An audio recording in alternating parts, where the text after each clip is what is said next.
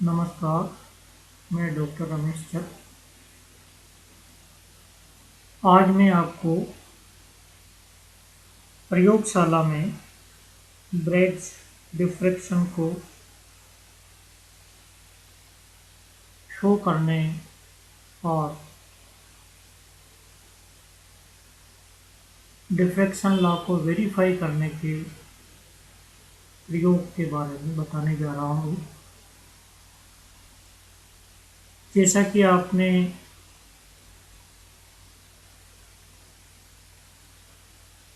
अध्ययन किया हुआ है ब्रेड्स डिफ्रैक्शन के लिए क्रिस्टल की विभिन्न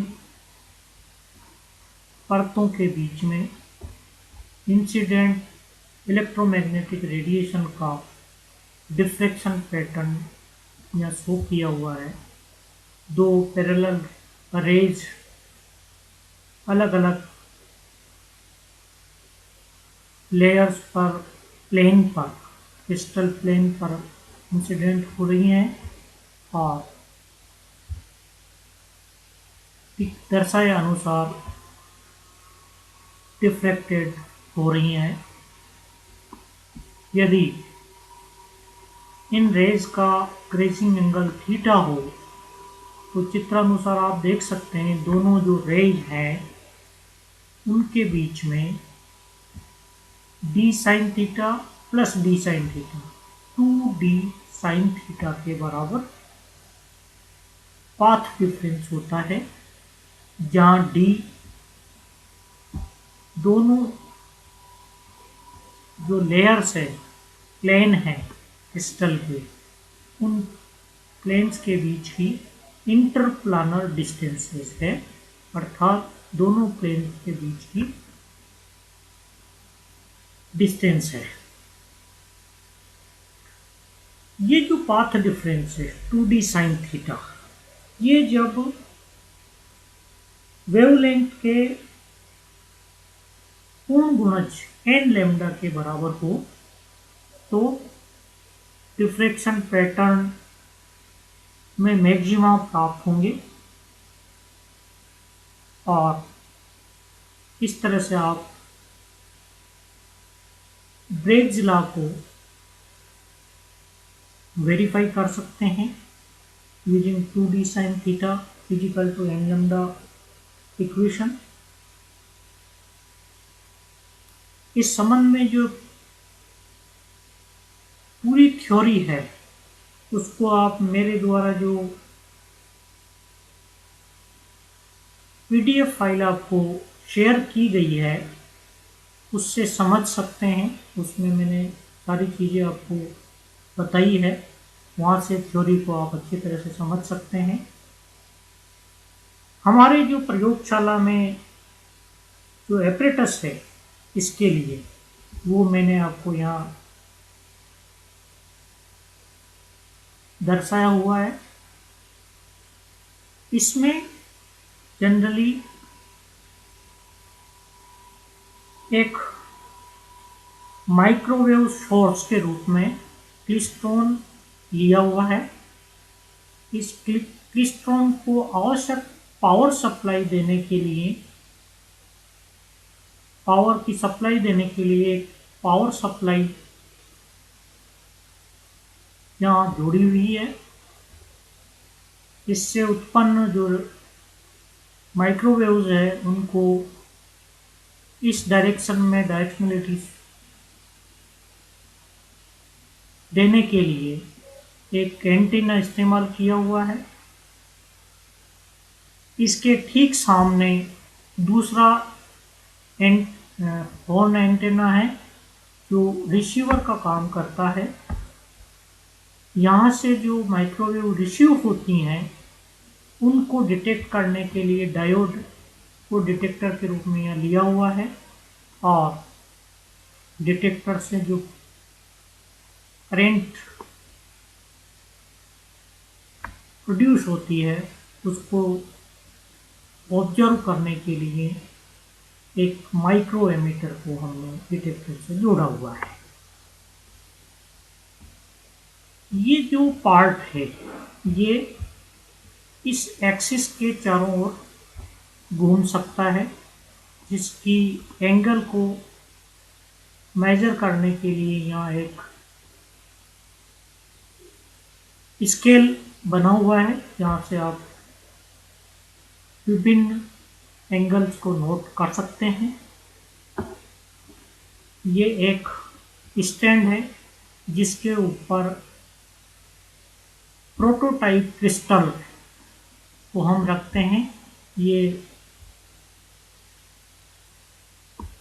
थर्मोकोल के जो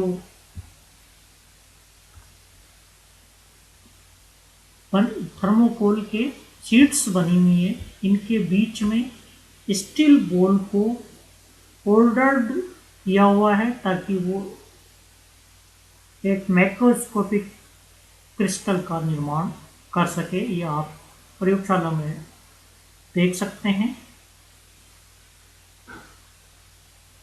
इस प्रकार ये पूरा एपरेटस ब्रेक्स डिफ्रेक्शन को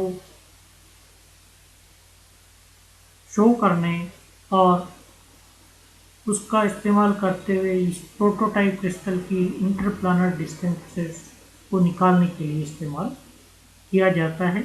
हम यहाँ दो भाग में एक्सपेरिमेंट करेंगे। प्रथम भाग में हम, क्योंकि यहाँ माइक्रोवेव सोर्स हम इस्तेमाल कर रहे हैं, तो माइक्रोवेव सोर्स के रेडिएशन पैटर्न को ऑब्जर्व करके प्लॉट करने की एक्सरसाइज करेंगे। मैं आपको उस एक्सरसाइज को कैसे किया जाता है उसका एक इंट्रोडक्शन आपको यहाँ दे रहा हूँ। दूसरे भाग में हम ब्रेग्स डिफ्रेक्शन लॉ को यूज करते हुए इस पर्टिकुलर प्रोटोटाइप क्रिस्टल के इंटरप्लानर डिस्टेंस को कैसे निकाला जाता है उसको देखेंगे। सबसे पहले इस माइक्रोवेव सोर्स क्लिस्ट्रॉन का रेडिएशन पैटर्न ऑब्जर्व करने का एक्सरसाइज कैसे करते हैं उसको समझते हैं। सबसे पहले आप ये जो प्रोटोटाइप क्रिस्टल है इसको यहाँ से हटा लीजिए ताकि यहाँ से ट्रांसमिट होने वाली माइक्रोवेव डायरेक्टली रिसीवर को प्राप्त हो।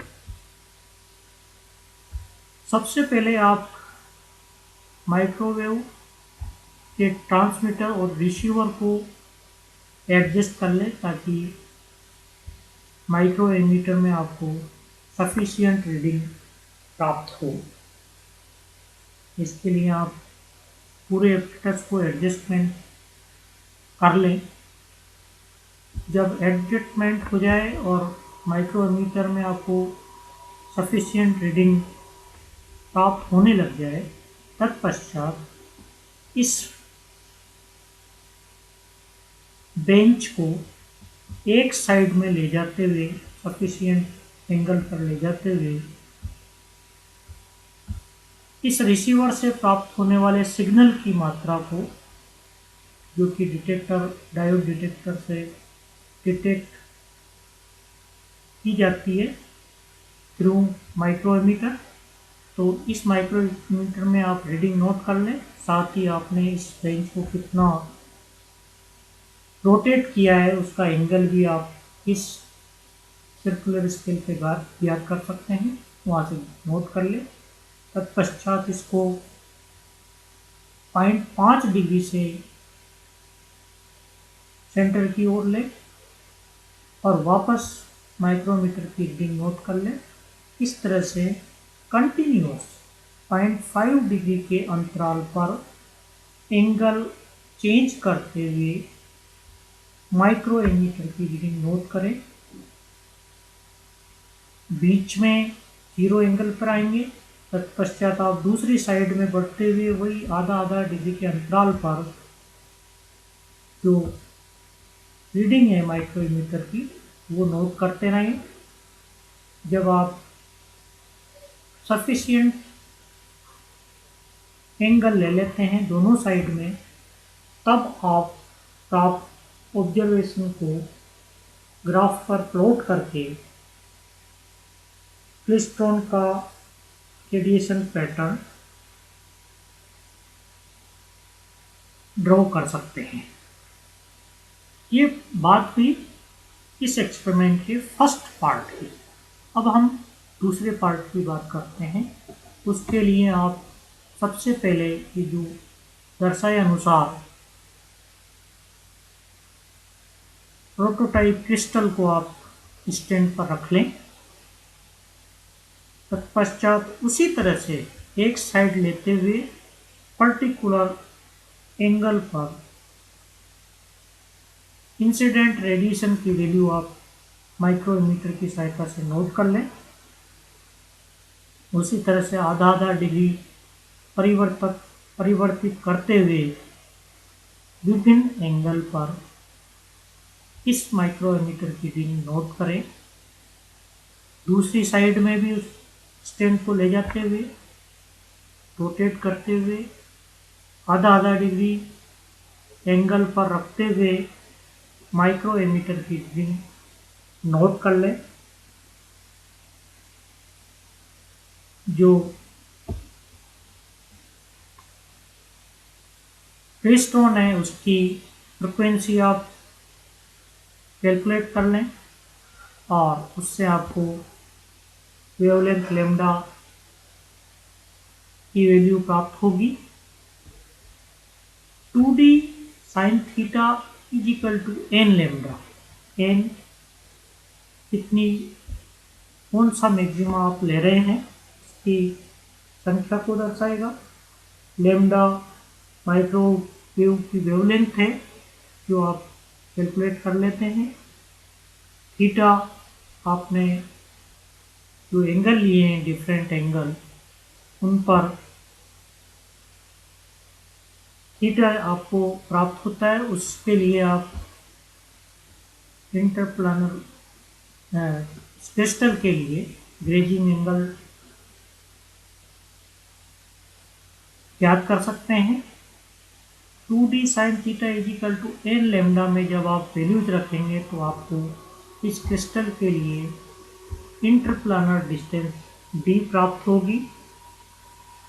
उस इंटरप्लानर डिस्टेंस d जो कि इस एक्सपेरिमेंट के विभिन्न ऑब्जर्वेशन का उपयोग करके आपको प्राप्त हुई है, उसकी तुलना आप थ्योरेटिकल इंटरप्लानर डिस्टेंस से करें और इस प्रकार आप ब्रैग्स डिफ्रैक्शन पैटर्न को ड्रॉ कर सकते हैं जहां आपको मैक्सिमा मिनिमा प्राप्त होंगे और ब्रैग्स डिफ्रैक्शन लॉ को आप वेरीफाई कर लें। जो ऑब्जर्वेशन है उनका उपयोग करें। इस प्रकार इस एक्सपेरिमेंट में आप माइक्रोवेव सोर्स क्लेस्ट्रॉन, यहाँ क्लेस्ट्रॉन हम इस्तेमाल कर रहे हैं, क्लेस्ट्रॉन के लिए रेडिएशन पैटर्न ड्रॉ करके उसकी प्रॉपर्टी को डिस्कस करें।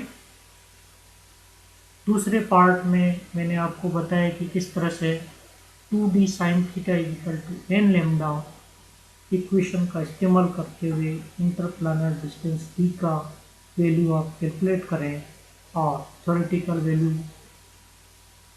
इंटरप्लानर डिस्टेंस की थ्योरेटिकल वैल्यू निकालें, दोनों की तुलना करें तो आपको ब्रैग्स लॉ का वेरिफिकेशन भी आप कर सकते हैं। इस प्रकार ये जो एक्सपेरिमेंट है प्रयोगशाला में आप कैसे करेंगे उसका इंट्रोडक्शन मैंने आपको यहाँ देने की कोशिश की है। आशा है आप प्रोसीजर को समझ रहे होंगे। इस हेतु सबसे बेस्ट तरीका ये है कि मैंने जो आपको PDF फाइल शेयर की है उस PDF फाइल को देखें और उसके साथ इस वीडियो को कोरिलेट करें तो आपको काफ़ी चीज़ें क्लियर होंगी। फिर भी यदि आपको कोई प्रॉब्लम है किसी तरह की तो आप मेरे से कॉन्टेक्ट करके अपनी प्रॉब्लम दूर कर सकते हैं। अतः जब आप इस सेपरेटर्स के पास जब पहुँचे तो आप